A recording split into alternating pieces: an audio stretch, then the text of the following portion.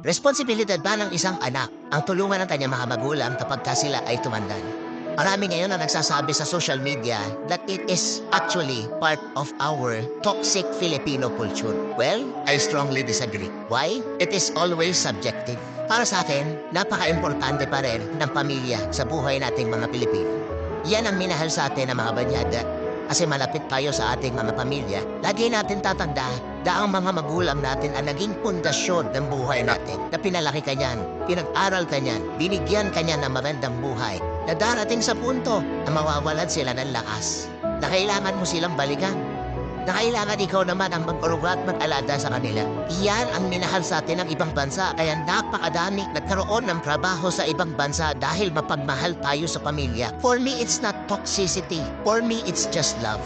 Pagmamahal yan ng isang anak sa kanyang mga magulang.